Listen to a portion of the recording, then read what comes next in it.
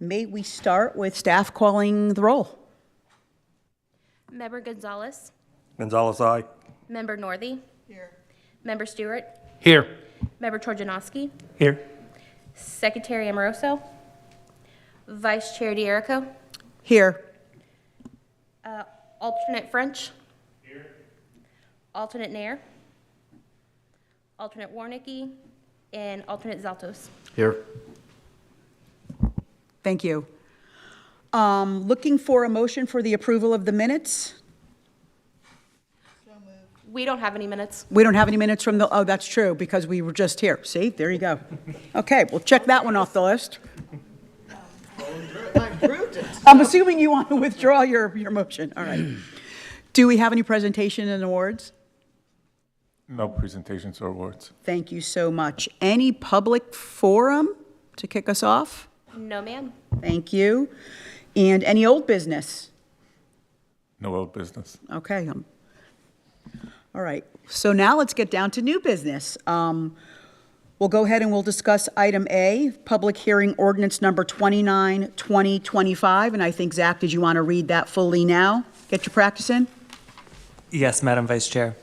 This is ordinance number 29-2025, an ordinance of the City of Deltona, Florida, providing for imposition of a temporary moratorium on issuance of development orders and permits, and on the processing of development applications, city code text amendments, rezonings, comprehensive plan text and land use plan amendments for development of residential dwelling units within the city, exempting specified development, providing for waivers, providing for vested rights, providing for appeals, providing for exhaustion of administrative remedies, providing for a term not to exceed 9 months unless extended by the City Commission as provided by law, providing for conflicts, severability, and an effective date. Thank you. And Jordan, I believe we have a presentation. Yes, ma'am. Good evening, Vice Chair, Planning and Zoning Board members. First, I'd like to thank you all for accommodating and attending this meeting this afternoon.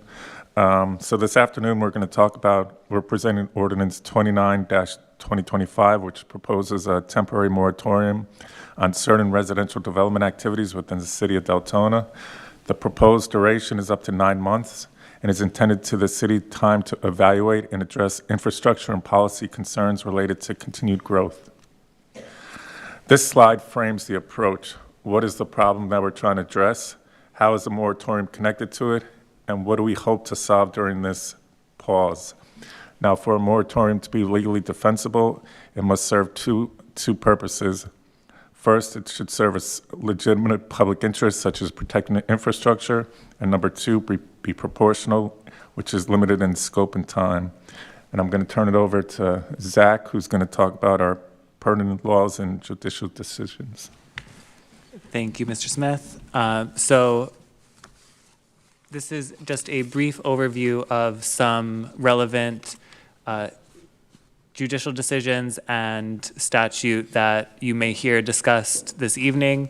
The first is the Burt J. Harris Private Property Rights Protection Act. Most people call this the Burt Harris Act. So this is a statutory scheme that provides a right for recovery and compensation to any property owner damaged by a specific action of a governmental entity that has inordinately burdened an existing use of real property or a vested right to a specific use of real property. So inordinate burden and inordinately burdened mean that an action of one or more governmental entities has restricted or limited the use of a real property such that the property owner is permanently unable to attain the reasonable investment-backed expectation for the existing use of the real property or a vested right to a specific use of the real property with respect to the real property as a whole, or that the property owner is left with existing or vested uses that are unreasonable, such that the property owner bears permanently a disproportionate share of a burden imposed for the public good. The Act further provides that a temporary impacts to real property in effect for less than 1 year do not constitute an inordinate burden on property. However, a temporary impact on development that is in effect for longer than 1 year may, depending on the circumstances, constitute an inordinate burden. So you may hear folks talk about the Burt Harris Act and Burt Harris Act claims in the context of this moratorium. So for that reason, the scope has been limited to that 9-month duration, 9-month or less. Moving on to First English Evangelical Lutheran Church versus Los Angeles County. This is a Supreme Court case out of California that provides guidance as to takings when it comes to the temporary deprivation of rights to property use. So just quickly, this, in 1957, a church purchased and operated a campground retreat for handicapped children that they called Luther Glen. The land is located along a canyon which functioned as a natural drainage channel. In 1978, a catastrophic storm dumped 11 inches of water into the watershed area and caused a raging river that swept through the area and caused extensive damage to this property and others throughout the region. As a result of that flood, Los Angeles County adopted an interim ordinance prohibiting the construction of any building in interim flood protection areas, which included the church's property. The church filed suit, and the Supreme Court held that the owners were entitled to damages for that temporary taking. So this case stands for the proposition that a temporary taking could entitle a property owner to compensation under certain circumstances. And again, that's why Mr. Smith alluded to this this idea of not inordinately burdening and the moratorium being proportional to the harm it is seeking to prevent. The final piece here is a June 2002 informal Attorney General opinion issued by Assistant Attorney General Jocelyn Wilson. This arises from a inquiry by the city of Cape Coral, where they were in the process of implementing a moratorium as provided by statute, going through the process just as we're going through tonight of public hearing. And the city was seeking to limit the acceptance of applications during the implementation time, essentially between the public notice and having the first and second readings of that ordinance. That was not permitted. So we are not engaging in that activity, but just wanted to provide that guidance for you all as a board so that you are aware. Which leads us into Deltona's proposed moratorium. Thank you, Zach. So now we're going to talk about the purpose and scope of this moratorium. The moratorium targets new residential development applications, including rezonings and plan amendments for residential uses, and this pause will allow the city to analyze capacity and service impacts from growth and recommend adjustments where needed. In terms of legal authority, the action is fully within the city's authority under the Florida Constitution in chapters 163 and 166, which allow municipalities to regulate land use in the interest of public health, safety, and welfare. The city has seen significant residential development pressure in recent years. Public infrastructure such as roads, utilities, and emergency services are struggling to keep pace, and this moratorium will provide time to evaluate and ensure that development aligns with community needs and infrastructure capacity. What are the goals during this moratorium? Staff will conduct a citywide infrastructure assessment. We will update land use policies and zoning to ensure smart and sustainable growth, and we will explore policies for infill development, infrastructure, funding, and future growth management. Now, this moratorium does include exemptions. So this moratorium will not apply to commercial, industrial, office, or school projects. It will not apply to projects on city-owned or CRA-owned land. It will not apply to projects with approved site plans or plans prior or plats prior to June 30th. and any final approvals or permits related to prior entitlements. And lastly, specific projects identified in Exhibit A of the ordinance.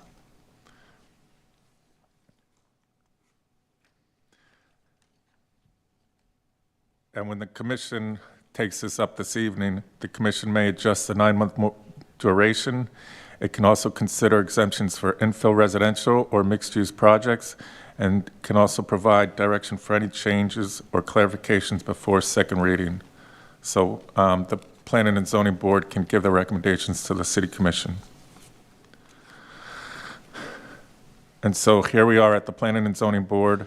You all are reviewing the proposed ordinance this evening, and you will provide a formal recommendation to the City Commission for consideration.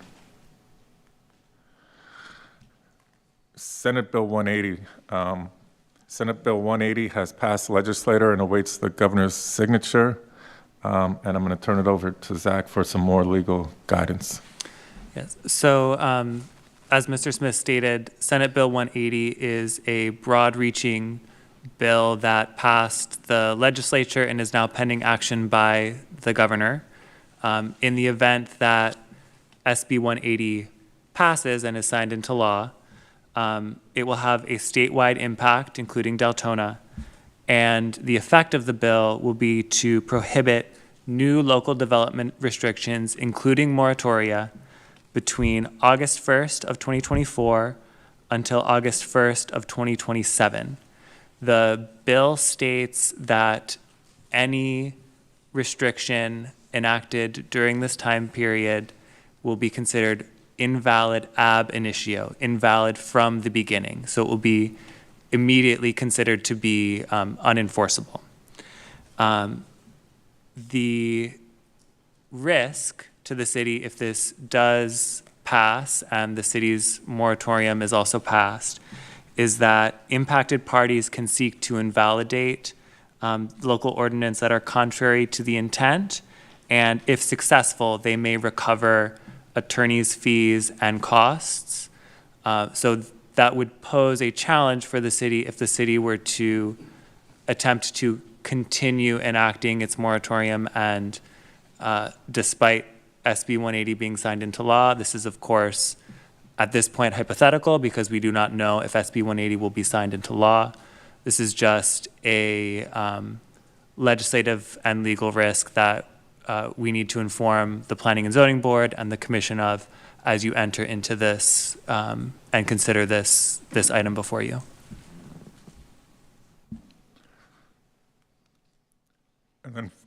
And finally, staff recommends that the Planning and Zoning Board hold a public hearing on ordinance number 29-2025 and provide any direction for changes prior to second reading.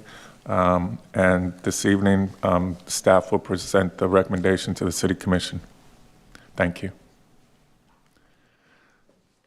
Thank you very much, Jordan. Thank you, Zach. So I think in the interest of time, and what we'll do is we'll start to my right, and we'll give everybody 5 minutes this first pass round, because I think the commission meeting the workshops begins at 5:30. We'll give everybody 5 minutes to talk about their concerns, and then if there's still time left, we could circle back. This way it gives everybody the opportunity to speak. So, go ahead, you want to kick us off? I don't have anything in particular to talk about right now or ask about. I'm still getting my arms around all of this in order to get some specific questions. All right, well, sir, we will come back to you, no worries. Thanks. All right, Member Trojanowski. Yes, I actually have quite a few comments on this. Just so you know, I'm also the HOA president for Hampton Oaks. One of the biggest ticket items that we have right now is the stormwater issues in our community. Whereas the builder has not constructed the stormwater retention ponds to engineering specs. They have put in floor drains when it did not call for floor drains. It is continuously, every single day, dumping water down into Fort Smith. And no other words to say that it possibly could contribute to flooding. It's an issue. And with no controls right now, The builder has not responded to the city. They've not responded to the HOA about any updates, inspections, anything have to do with this retention pond and how they're going to fix it. The builder told me they had a date of 5/31 that they had to pull out no matter what, and they did. They left all their signs, their trash on our streets, and they left it there for us to clean up. The cones, everything. They've had a breach of the hydraulic wall on one side 2 years ago. They've had the weir system failed and overfilled and flooding down the sides of neighbors' homes. Then they had another pond that filled up, and they had to actually dig into the street to clear the pipes. This affects everybody. It's not just, just Hampton Oaks. It actually affected, obviously Fort Smith, most definitely. This is one of 4 that the same engineering company has designed. There's another one that's actually in lawsuit right now as well, too. So again, for me personally, we need to stop, take a breath, look at what we're doing. Because if you look at social media, you talk to any citizens right now, what's their main complaints? Crime, flooding, and taxes. This takes care of 2 of them, right? One of them, we're talking about flooding. We need to find ways to take developers and make sure and hold them, accountable, for one. But for 2 also, let's finish, what'd you say? Forgive me if I'm wrong. Was it 10 years that we haven't updated impact fees? 2015. 2015. So yeah, 10 years. I know it's been being worked on for a while, but let's fix it. There's no more time to play around, right? And I believe what this moratorium will do is put the pressure on the city enough to say, hey, this is important to the commission, that we need to enact this, to take these steps to finish this and charge the correct fees, so we don't have to, impose more taxes on the citizens of the city. But then also, we need to find out what's going on, because we have a lot of residential building right now. And I've worked in environmental for a long time, not just insurance. I worked in environmental, stormwater, and I can tell you there's a lot more problems coming down the roads. And if we listen to the citizens who are already complaining, this is one way for us to pause and be able to address their concerns. So I do believe that we should, put a moratorium in. And I've heard quite a bit, that let's think about what we're doing, because we have the possibility of being sued. You have that possibility every single day. Look at the Halifax project, right? You're already being sued and you didn't even do anything before you even had a chance to judge on whether you're going to change from A to B. You always are in the possibility of being sued. So you can't use that as judgment to say, hey, I'm not going to do this today because I'm going to be sued. And to be quite honest, yes, there will be lawsuits. If the governor signs this bill into act, there's going to be lawsuits up and down the whole entire state, because this affects every single city in the state, not just here. So, in my eyes, the cities should band together, obviously, and let the state know. And when you do have bills that get signed like that, there usually is a period just afterwards where you're going to see a slew of lawsuits that come in. And it'll take time for that to get weeded out before full action comes about after that. And that's it. Thank you very much. Member, let the record reflect that alternate French is on the dais. And Member French, would you like to speak now, or do you want a couple minutes to compose? Okay, go ahead. I had composed some notes on this. I am not deterred by the legalese that is kind of scaring us, or attempting to scare us to not do a moratorium. Something like this, I feel, has been needed for a long time. I'm for a moratorium if it stops development, but we also have to understand, as our other member was mentioning, that it does not impact a lot of projects that are already in the works. So the moratorium itself is not going to solve the problems, but the phases that are talked about that are supposed to take place from the moratorium is possibly our one best last chance to actually try to fix our flawed development process.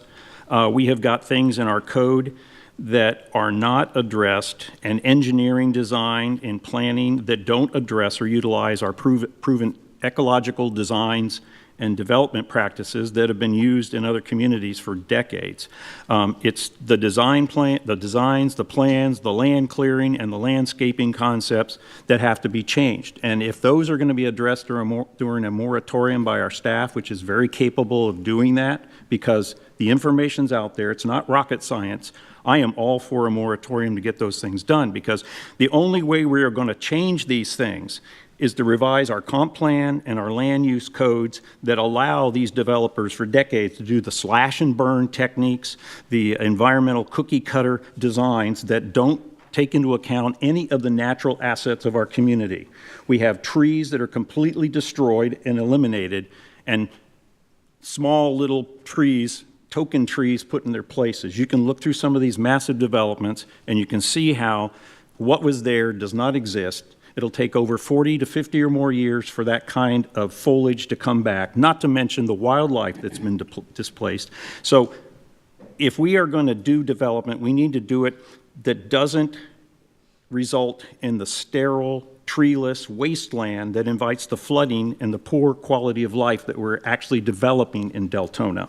These are issues that we've had previous administrations that didn't deal with. They didn't want to address them, but it's something that communities have tackled before, and we can do it too, and I don't think we should be scared by these kinds of tactics about possible suits, because what's been going on now has been a laissez-faire development process that for decades has been using a technique that just completely destroys anything natural.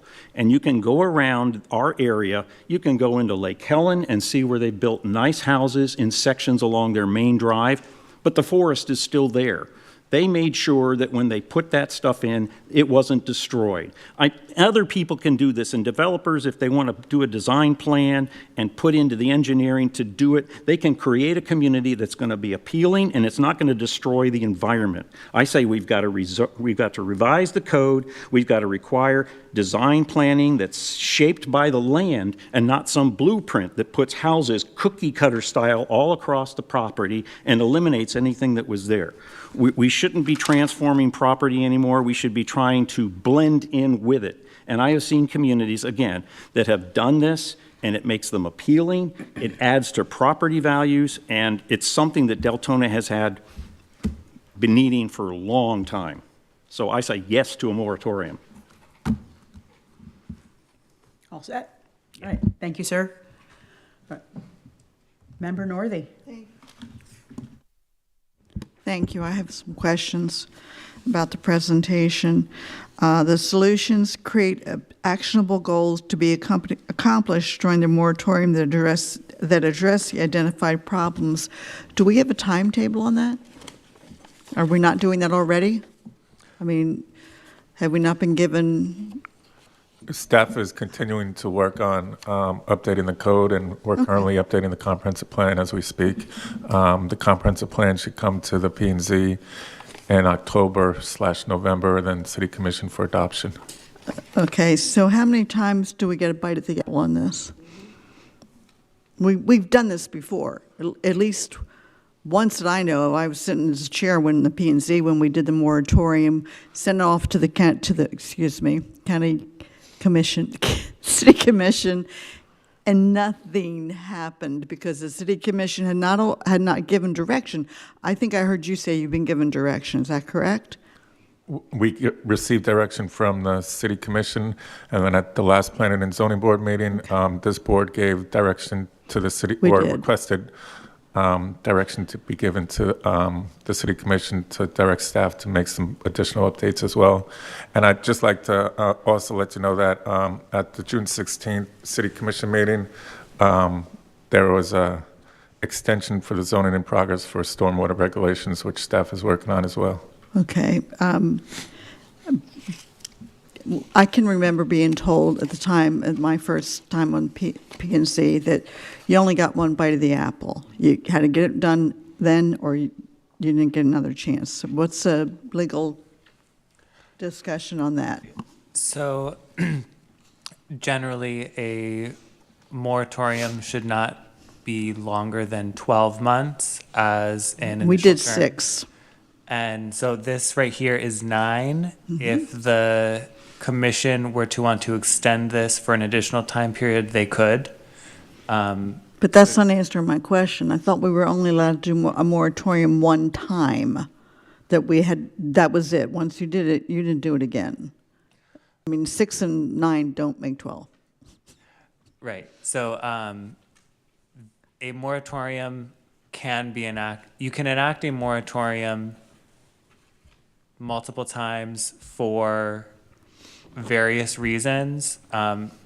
It would not be permissible, for instance, to enact a moratorium for 1 year and then immediately enact another moratorium for another year for the exact same purposes, because you would be, number one, moving beyond that 12-month threshold, which is generally considered as reasonable, and you should have reasonably addressed at least some of the goals of the moratorium within those 12 months.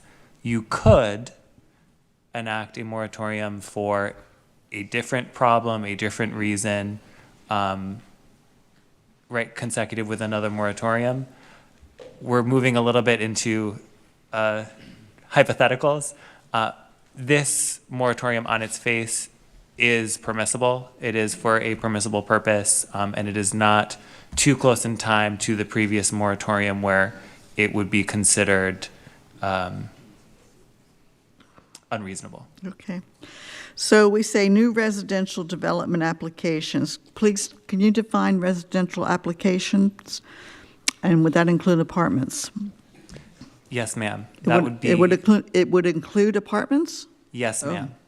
So this would be an application good. for, as currently drafted, it is any application that includes residential development units, whether that be single-family townhouse, cluster, Or commercial? or multifamily, Okay. and any of those iterations. Just to correct the record for a second, I'm sorry, Zach. All our multifamily in City of Deltona is required to be mixed use now. Okay. So the moratorium would include the mixed use of the residential. Okay. Here we have goals during the moratorium. We've listed our goals.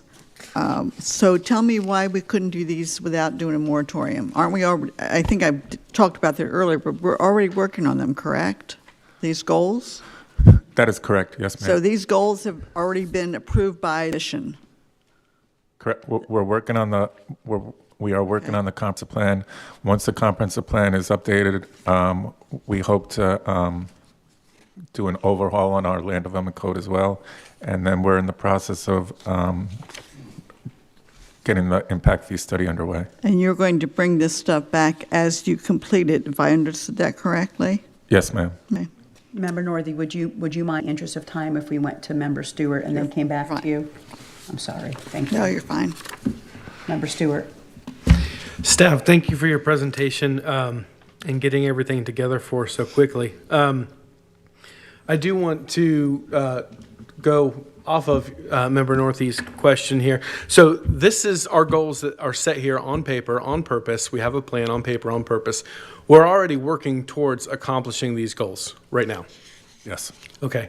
Do we have a timeline on the impact study fees and when those changes could potentially be implemented? What's worst case scenario, best case scenario? So there is an RFP currently open for the impact fee study. Per statute, impact fee studies have to be special purpose by a dedicated consultant for that scope.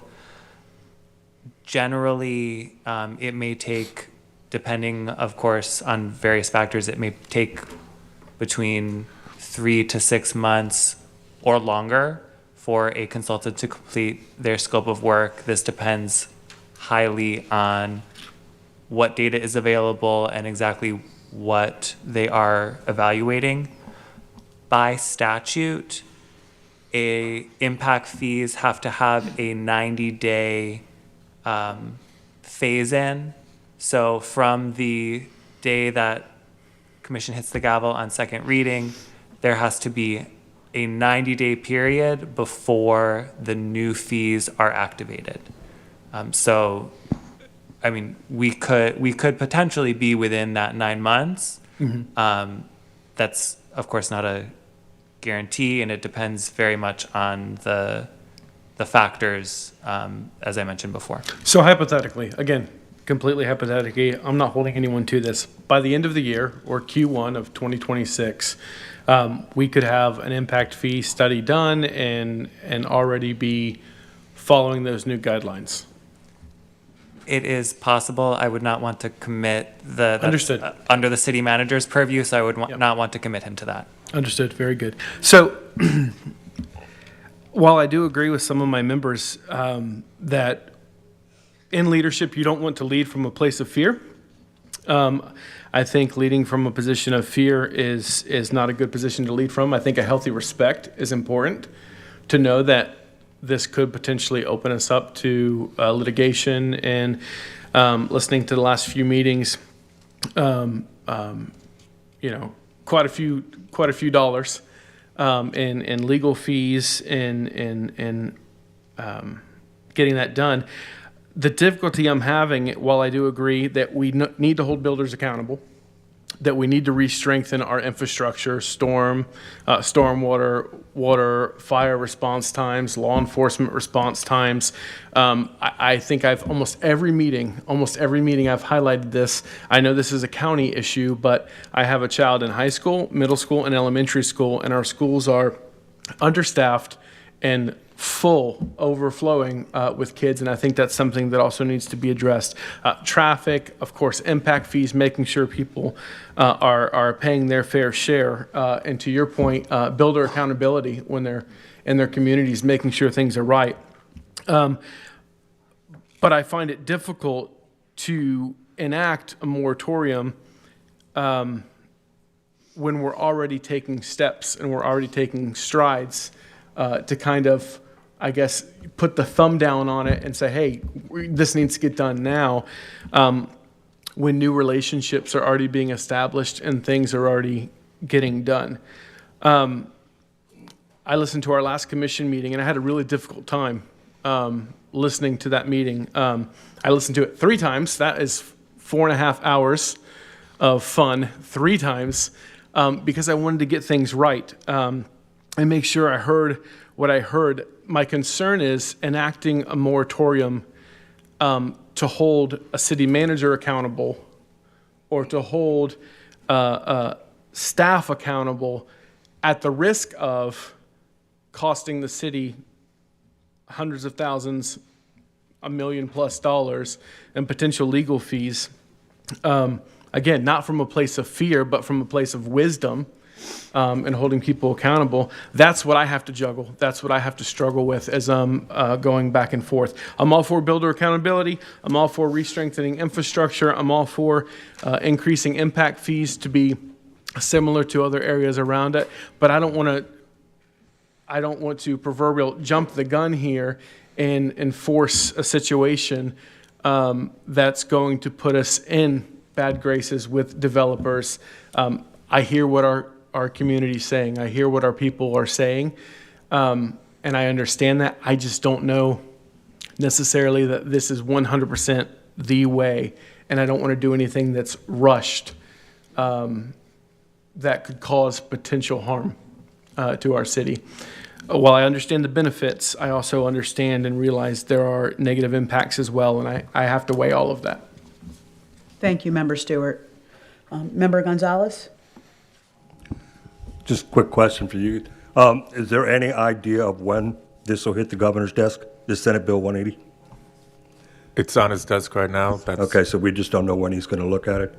correct. Because I have pretty much the same concerns. You know, if we go ahead and do this, and then he signs 180, the lawsuits that could potentially hit us. And it's not a fear, it's a taxpayer-funded issue, because the taxpayers here in Deltona are the ones who would wind up having to foot the bill if the city is sued over this.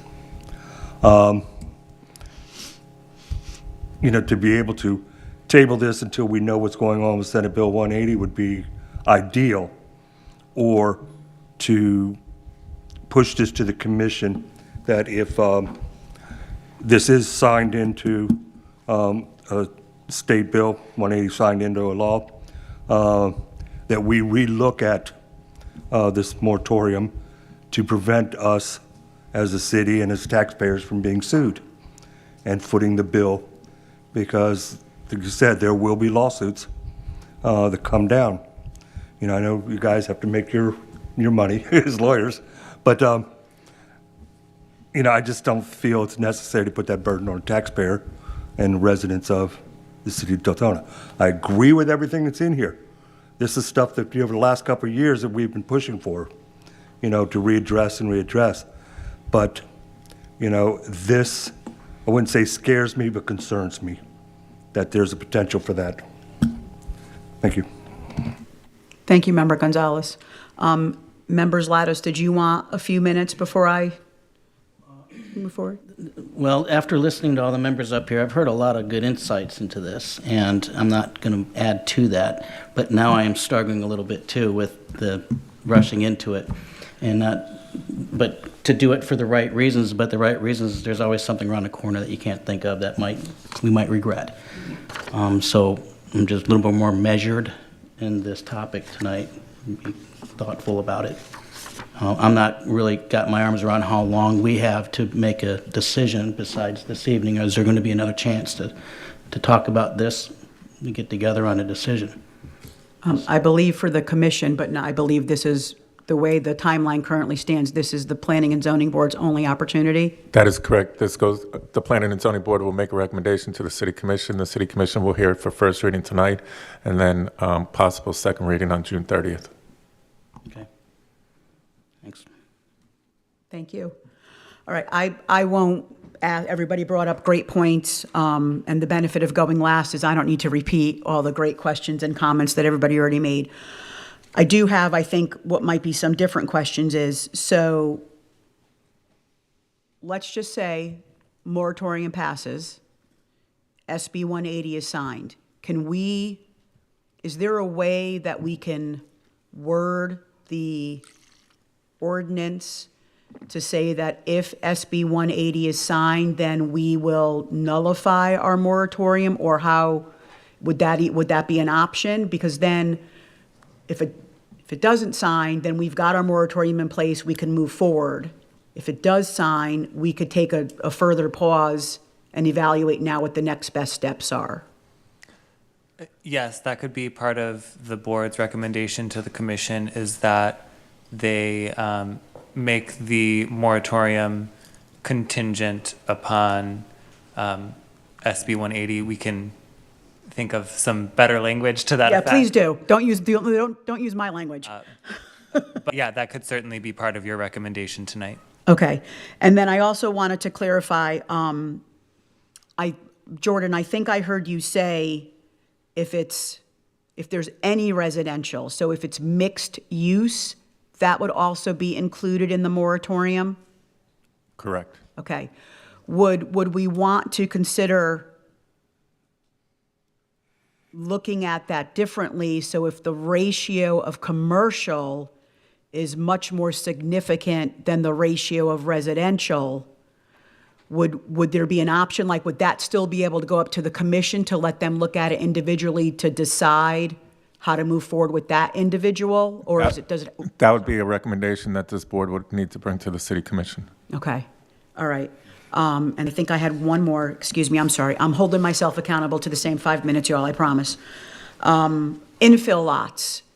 I don't know that I heard, where are we at with infill lots? At the last City Commission meeting on June 16th, there was not a consensus whether to exempt infill lots or not. Okay, so I would wonder if that would be a consideration, and where my head is with that is, you have Tara and Dave, sorry, Dave, you were the first person I looked at. Tara and Fred will say that, bought a piece of property 6 months ago and now want to build their dream home. Or are we going to now make, do they now need to delay, or do they have a recourse that they could continue to move forward with that? So my recommendation to the board is to have a discussion and then come up with a recommendation that we can provide to the city commission this evening. Right, and then ultimately, the city commission could still adjust that however they see fit. 100% correct, yes. Okay, all right, I'm pretty sure in my minute and 55 seconds left. Those are all my questions. Thank you. Thank you, everyone. Okay, do we want to, any additional, Jordan, anything additional you want to add before we go to public comment? If you can open up to public comment. Yes, sir. Jessica, do we have any public comment? No, we have all these people. Nobody wants to get up and talk? All right. All right. Any further comments from staff? Was there any? We've got probably about 10 minutes left that we could still open it up to the dais for additional comments. Yep, go ahead. Yeah, I just want to add a couple things. Here's the other side of it too. If we don't enact a moratorium, you still have the possibility of being sued of every single person that's being affected from flooding as well too. So you have, both sides of this. It doesn't matter. You can get sued one way, or probably will be one way or the other. But you ask about what's the end result if we don't pass this. The end result is, I'm looking at Exhibit A, 24 projects ongoing right now with 4,250 units that are uncontrolled, and the excess revenue from paying their fair. I shouldn't even call it revenue. It's goals and policies right now to collect our fair share and fees for these, because the city's gonna incur the cost anyway. And this is getting, so the compounding of this issue, if we don't have the moratorium, is gonna be this. Thank you. Member French, yes, sir. My additional comment is, as you shared with us, supposedly we are working on making these changes to our code and so forth. You mentioned it's going to take 3 to 6 months. In the meantime, the same practices of clearing and denuding all the property as something is developed are going to continue until it's actually changed. So that's one of my biggest contentions about getting something done. Thank you. I did have one final comment, but I do want to be respectful to anyone else on the board before I speak. Would anyone else? Madam I'm sorry, Vice Chair, yes. sorry. So staff just handed out a revised Exhibit A, and the only change on that is there's an asterisk down at the bottom for option B for Halifax, which is contingent upon the second reading and adoption of ordinance number 14, 2025. And I think, Jordan, that the number of units for that did it go down with that last meeting? Okay, Option B the would alternate be- option B. Option B would be 575 multifamily. Thank you. I also looked at Exhibit A, and what I found interesting too, just to put out there, was that the majority of are the high density, right? The RPUDs. There's out of this list of 24, there's 19 RPUDs that total over 3,000 residential units. So, just there is some validity there that definitely should be looked at. All right. Any additional comments, Zach? And I do just want to clarify, based off a few of the comments that just went back and forth, the projects in Exhibit A would be exempt. They would still get to move forward under the moratorium because they have been vested by virtue of their application. Just wanted to make sure that was clear. Oh, no, I understand that. I think that's where I'm at, is that it's set, unfortunately. But, perhaps if, for those that may not be considering a moratorium, they can at least maybe look at this and realize where some attention and some focus needs to be in the future. All right. Any other comments from staff? All right. Looking for potentially a motion. I turn to my fellow board members. May I ask a question? Yes, ma'am. Okay, my understanding under old rules, when Marcia was here, she always wanted a motion in the positive, and then you could vote yes or no. Are we operating under those rules? I would defer to our city attorneys. Yeah, thank you. No, you can make the motion as you see fit. I mean, you're I the body. make a motion to deny the moratorium. Is there a second? I'll second it. Okay. So we have a motion to deny the moratorium made by Member Northey and seconded by Member Stewart. Member Gonzalez? Yes. So I'm so sorry. Okay. So it's yes to deny the moratorium. All right, just, I started thinking about what you were saying and I got caught up in my head. Member Northey? Yes. Member Stewart? Yes. Member Trojanowski? No. Alternate French? No. Alternate Zaltos? No. And Vice Chair D'Erico? No. Motion fails 4-3. All right, so looking for potentially an alternate motion.